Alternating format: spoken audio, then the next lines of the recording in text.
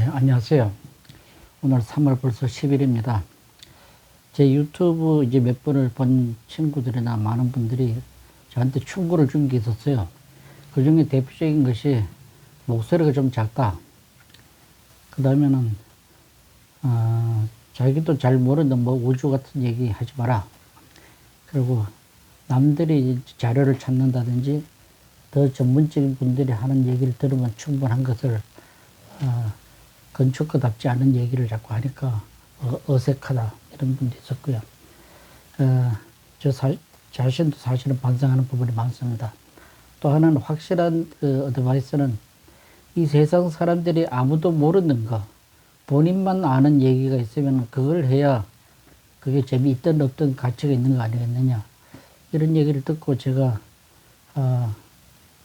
그 말도 맞다 그런 생각을 했습니다. 그리고 제 자신도 사실은 결국은 그렇게 하려고도 그랬었고요. 또 하나는 재미있고 유익하고 하는 것도 물론 중요합니다만 저 개인적으로는 저 생각이나 그동안의 어떤 기록을 정리해서 좀 남긴다 하는 개념이 사실은 있었습니다. 제 유튜브를 하게 된 본래의 목표가. 그래서 오늘은 제가 정말 제가 아는 거, 제 아니면 얘기할 수 없는 거, 뭐 그런 얘기들을 주로 위주로 해서 하려고 합니다. 특히 이제 제 30대, 제가 30살에서부터 한 40살까지 제 인생의 가장 중요한 건축의 황금기라고 할 수 있는 30대, 그 제목을 제가 막 이 올림픽의 벽을 넘어서 뭐 이런 제목은 거창합니다만 사실은 제 개인적인 경험을 얘기를 하려고 합니다. 제가 그러니까 공간연구소에서 김수건 선생님 밑에 있으면서부터 보냈던 12년 세월 동안에 했던 가장 중요한 어떤 일들을 정리하는 셈치고 오늘 말씀드리려고 합니다. 보시다시피 지금 보이는 것은 전에도 제가 잠깐 설명드렸습니다만 제가 설계한 이란의 알버즈 하우징 프로젝트입니다. 그래서 뭐 누차 제가 자랑스러워 얘기했습니다만 45도 엘리베이터를 처음 쓰고 거기다가 이 또 온 아파트 세대마다 녹지를 주는 아주 획기적인 제안이 있었는데 말씀드렸듯이 이란의 종교혁명으로 호메이니 종교혁명으로 저희들은 철수를 하고 이 집은 결국 다 짓지를 못했습니다. 그럴 때 이 현장에서 어떤 그 인부들이 일을 하는 모습인데 그럴 때 이것도 제가 감동적이라고 했습니다.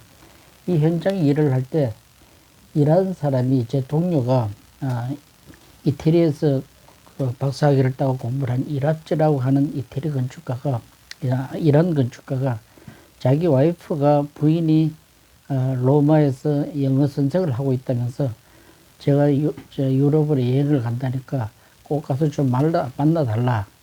그래서 제가 1977년 9월 30일에 제가 이제 이란을 떠났는데 저는 그때 이란 서울로 출장을 갔다가 곧 돌아올 계획으로 갔었는데 사실은 그게 마지막 그냥 이란이 되었습니다. 그래서 이제 이 현장에서 있을 때 이 마지막 장면인데 제가 이제 이란을 떠나게 됐습니다. 그래서 방금 말씀드렸듯이 그 이라츠라고 하는 이란 건축가의 부인이 그 로마에 사는데 이분을 이제 전달해서 만났더니 건축가의 부인답게 저한테 아주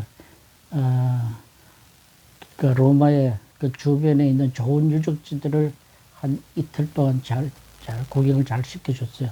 그 중에 이제 르꼬르비제가 너무도 좋아했다는 아드리아나 그 옛날 폐허가 된 도시, 또 하나는 빌라 데스테, 너무도 유명한 물의 정원이죠. 그런 곳을 잘 보여주고, 뭐 심지어는 로마 시내 구경까지 잘 해준. 저는 그 후로 이분을 만날지도 못해서 더 이상 감사의 말도 못 전했는데 이 기회에 뭐 기록으로라도 보여드리고자 합니다. 그래서 로마에서 제가 이제 특이한 것은 난생 처음으로 피자라는 걸 먹어봤어요. 피자. 이분이 나보고 피자를 물으니까 제가 피자라는 걸 못 들어봤다고 하니까 어처구니 없다면서 웃어요. 세상에 피자 모르는 사람도 있냐고. 제가 그 묘하게도 이때가 1977년인데 그해 이제 그 10월 말쯤인가 귀국을 해서 바로 이듬해 제가 대우 빌딩 안에 서울역 앞에 대우 빌딩 안에 김우중 회장 경기고등학교 후배인 유명한 가수 위켈이 이한필 씨죠. 그분이 그 가게 빌 하나를 맡아가지고 제가 그 피자 집을 설계를 하게 됐어요. 피렌체라고 하는 아마 한국 최초의 피자 가게였을 겁니다. 그때 처음으로 피자를 이 여성분한테 처음으로 이제 배워서 먹고 난 다음에 바로 이듬해 피자 가게를 한국에서 처음으로 제가 설계한 그런 기억이 있습니다. 어쨌든 이제 이 로마에 며칠 있다가 떠나가지고 물론 1977년 10월 파리로 갔는 게 난생 처음 파리로 갔던 얘기입니다. 제 난생 처음으로 이란이 해외 처음이지만은 거기서 가만히 이제 회사가 모르게 유럽으로 도망을 갔어요. 이란서 그 테헤란에서 서울을 갔다가 다시 돌아오는 왕복 그 팬엄 미국 비행기 티켓 굉장히 좋은 비행기 티켓이죠. 그걸 가져가면은 그 유럽과 미국, 일본, 하와이, 일본까지 다 돌아서 오는 라운드 티켓으로 바꿀 수가 있었습니다. 그래서 회사에서 알면 그걸 혹 반대할까봐 그냥 도망가듯이 유럽으로 도망갔던 겁니다. 그래서 이제 로마에서 파리로 가서 제가 그때 그린 10월에 그린 스케치를 한 별담에 그냥 즉석 스케치 풍경인데 사실 이날 제가 떠나는 날 9월 30일 날 제 둘째 아들이 서울에서 태어났어요. 물론 몰랐죠. 그게 아마 세월이 그러니까 한 45년 전 얘기가 되겠습니다. 네. 제가 말씀드리고자 하는 것은 바로 이 민년 올림픽 경기장입니다.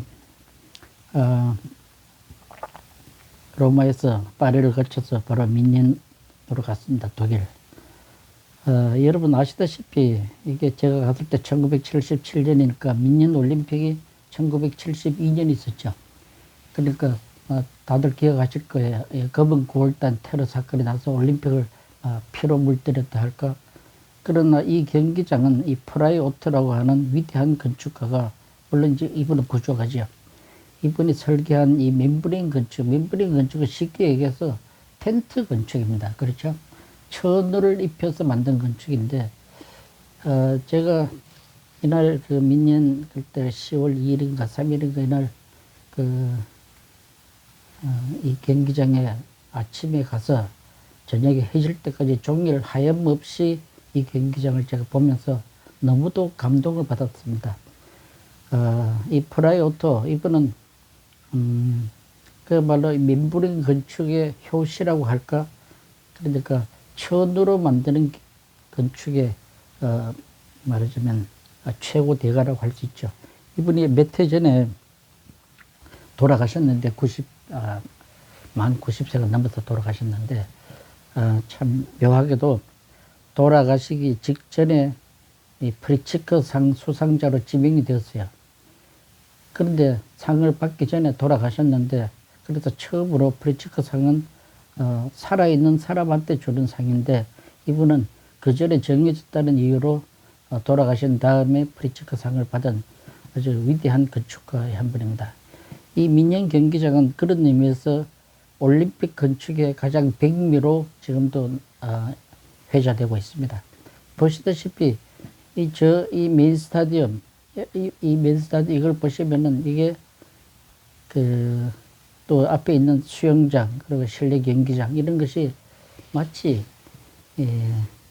우리가 일상적으로 보는 콘크리트나 뭐 철판이나 이런 건축물이라고 텐트로 쳐 있으니까 마치 이것이 어떤 굉장히 아메바 원시적인 건축처럼 보이는가 하면은 사실은 최고 첨단 건축이죠. 그리고 이게 건축물인지 그냥 구조 조형물인지 아니면 굉장히 그 원시적인 것인지 아니면 가장 초하이테크인 것인지 그 구별이 애매한 그러니까 건축과 구조와 조경이 한데 어우러져 있으면서도 사실은 최첨단의 방식으로 만들어진 이 올림픽 건축의 영원한 이 말하자면 기념적인 작품입니다. 제가 여기 가서 그날 민년 여기를 가기 위해서 사실상 민년으로 유럽으로 떠났게 해도 과언이 아닙니다. 그러니까 올림픽을 72년에 하고 딱 5년 후가 되겠죠. 여기서 제가 하염없이 종일 옆에 제가 공중에 가면 TV 타워가 있습니다. 우리 남산 타워 같은. 거기서 내려다보고 제가 그때 갖고 있는 작은 롤라의 카메라로 찍은 이 사진인데 석양에 찍은 사진입니다. 그로부터 그때가 1977년인데 7년 후면 1984년 제가 그때 서울 올림픽 공원을 설계하리라고는 상상도 하지 못했던 때입니다. 근데 묘한 인연으로 제가 이 텐트 건축을 보고 매료되었더랬습니다. 감히 이런 건축을 내가 설계를 언제 한다 하는 것은 상상도 물론 안 해봤고 어쩌면 이런 획기적이고 독특한 건축을 이렇게 설계할 수 있는가. 정말 감동이 컸던 기억이 납니다. 그런데 이 텐트 건축이라고 하는 것은 굉장히 원시적인 겁니다. 한 100년 전쯤인가 서울 장안의 모습입니다. 자세히 보면은 텐트 건축이 즐비하게 늘어져 있습니다. 우리 조상들도 텐트를 너무 좋아했습니다. 이 건축 똑같습니다. 예를 들어서 여기 있는 이 새끼 짱대, 소나무 짱대를 이렇게 세운 것이나, 소나무 짱대를 이렇게 세운 것이나, 이걸 갖다가 마스트, 그러니까 철 기둥으로 세우는 것이나, 아니면은 프라이어터가 쓴, 그러니까 아크릴로 된, 그 당시에는 천일이 개발되기 별로 없었습니다. 아크릴로 짜집게해서 만든 그 멤브레인이었는데, 그 철이나, 여기 있는 광목천이나, 사실상 다를 바 없는 멤브레인이죠. 그리고 또 한 가지 건축적 개념은 이게 이제 그림자가 밑에 지면은 여기는 어떤 그 우산을 쓰듯이 이렇게 채양을 치고 나면은 차일이죠. 이걸 그 밑에는 그림자가 지지 않습니까? 이 그림자가 지는 게 쉘터로서 작용을 합니다. 즉 건축 공간이 돼가지고 여기서 뭐 팥죽도 팔고 뭐 사돈도 만나고 고구마리도 먹고 하는 그 장날의 임시 건축의 한 풍경이 되는 겁니다. 그런 의미에서 이 우리 전통적인 서울 장안이나 전국 어디에서나 보던 이런, 여기도 조금 크게 치면 결혼식을 하죠. 결혼식. 옛날에 무슨 왕의 남자? 그 영화에서도 보면 이렇게 차일 친 곳에서 이 왕과 왕이 뭐 연회도 하고 하지 않습니까? 그래서 이거는 굉장히 또 한 가지 얘기하면 우리 조상들은 여러분 행상도 자세히 보면은 행상관 위에 또 이렇게 이 천을 이렇게 천는 걸 볼 수가 있습니다. 멤버레인으로. 관을 그러니까 지붕을 씌워준다 하는 개념입니다. 그러니까 임시적인 건축 공간을 만드는데 가장 손쉬운 방법이고 전 세계 어디서나 많이 사용된 가장 원시적인 방법입니다. 그러나 이런 정말 전 세계 다 보편적인 이 멤브레인을 프라이어터는 1972년 그 올림픽 경기장에 거기다 첨단의 어떤 재료와 기술로서 같은 개념이지만 구조적인 개념은 같지만은 또 건축적인 개념도 사실상 같지만은 새로운 건축을 시대를 앞질러서 만들었던 것입니다. 저는 이제 이 멤브레인 건축을 일대 받은 감동이랄까 기억을 가지고 훗날 올림픽 서울 체조 경기장을 위치한 말하자면 올림픽 공원에 설계를 하게 됩니다. 제가 이제 귀국을 하니까 77년에 이란에서 돌아와서 서울에 그때 굉장히 바빴습니다. 그래서 좀 이란을 못 돌아갔는데 바쁘다는 게 바로 서울 지하철 2호선 1단계 구간. 그러니까 2호선 여러분 서울의 순환 외곽선이죠. 순환선. 그때 이제 화양, 구리, 강변, 성내, 잠실, 신천, 대운동장 이 지하철 역사를 제가 아마 한국에서 건축 설계하는 사람이 처음으로 설계한 게 처음을 했습니다. 제가 그걸 맡았으니까 제 주변에서 얘기하지만 지하철 설계 제가 효시라고 할 수 있습니다. 예를 들어 영무원의 크기라든지 연무실의 크기라든지 심지어는 티켓 받는 부스까지도 디자인을 해가면서 초기에 지하철 설계를 제가 했었습니다. 그러니까 그때 원체 바빠가지고 저는 그 일을 하는 동안에 우리 공간 내에서는 잠실 대운동장, 그러니까 서울 잠실 종합운동장 설계를 국내 현상 설계를 공모를 했습니다. 그래서 저는 다른 일로 사실상 좀 바빠가지고 참여는 못하고 옆에서 직접 이렇게 하는 거 구경만 했죠. 제가 공간에서 스포츠 건축을 거의 다 제가 설계를 했는데 딱 이 올림픽공원이 아니고 잠실 주경기장 이 단지에서는 전혀 제가 손을 대지 않았었습니다. 그러나 이제 보시다시피 바로 이 한강변에 잠실 주경기장이 굉장히 아름다운 건축입니다. 아름다운데 우리 김수근 선생님의 뭐 대표적인 작품이죠. 그럴 때 이제 1981년에 우리가 이제 설계를 해서 한창 공사를 하고 있었습니다. 이 잠실 경기장에 공간에서 당사를 해가지고 당사를 해서 이제 한창 공사 중인 1981년에 9월 30일 바덴바덴에서 여러분 다들 기억나죠? 세월, 내가 사라반치 IOC 위원장이 세월 그러면서 이 88년 올림픽 개최 도시로 서울이 결정이 났습니다. 그러니까 서울시가 또 우리 건축계가 사실 조금 당황스러운 부분이 있었습니다.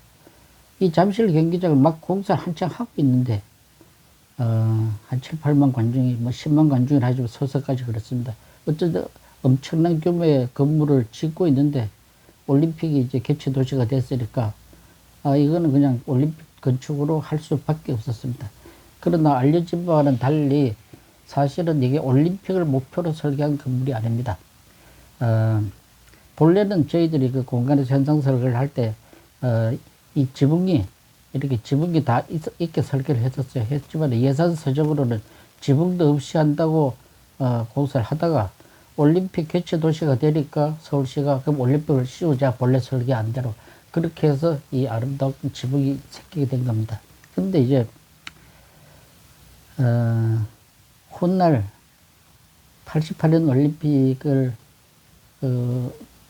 까지는 그 86년 아시안 게임까지도 우리가 해야 되니까 그러니까 한 5년 후에는 아시안 게임을 하게 되는데 이 경기장을 아름답고 아주 좋은 경기장이지만 우리 김수근 선생님께서는 올림픽인 줄을 모르고 설계했다는 그 뭐랄까 아쉬움이 있었습니다. 제가 훗날 올림픽 공원을 설계를 맡아 할 때 저보고 하신 말씀을 제가 잘 기억을 합니다. 내가 올림픽인 줄 알았으면 이렇게 설계했겠는가 하는 이게 나쁘다는 게 아니라 올림픽이었다면 좀 더 하이테크로 갔지 않겠는가. 왜냐하면은 이게 우리 경기장 일부 조형은 사실상 1950년대인가 그 호주 멜번 올림픽의 그 커브된 기둥, 콘크리트 기둥하고도 다소 유사한, 말하자면은 당대 올림픽 건축의 전통이라 할까. 올림픽은 사실은 당대의 그 나라의 그 말하자면 구조 건축의 기술, 그다음에 시공의 기술, 그러니까 당대의 가장 그 하이테크적인 그 국력을 자랑하는 건축을 하는 뭐랄까 눈에 안 보이는 전통이 있었습니다. 예를 들어서 1964년 도쿄올림픽 당시에 전후 일본이 부흥한 다음에 올림픽을 통해서 일본의 위상을 과시하기 위해서 엄청난 노력 끝에 동경올림픽을 하지 않습니까? 1964년.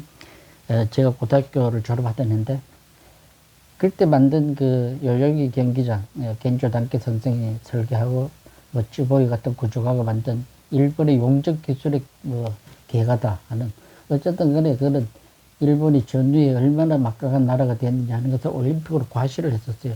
근데 우리는 물론 올림픽을 개최하는 나라 국가 위상은 좋았지만 이미 81년도 그때 한참 공사하고 있는 때 올림픽이 생기니까 선생님께서 내가 올림픽인 줄 알았으면 좀 이런 건축을 안 했을 수도 있지 않는가 하는 반성이라 할까 회한이 분명히 있었습니다.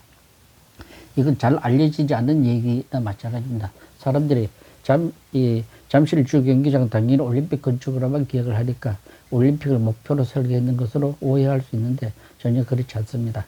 올림픽과 상관없이 당시 600만 서울 시민을 위한 종합운동장, 문자 그대로 종합운동장 개념이었습니다. 실내 체육관, 또 야구장은 배치는 저희들이 했지만 설계는 대구에 있는 김민호 선생이 설계를 했습니다.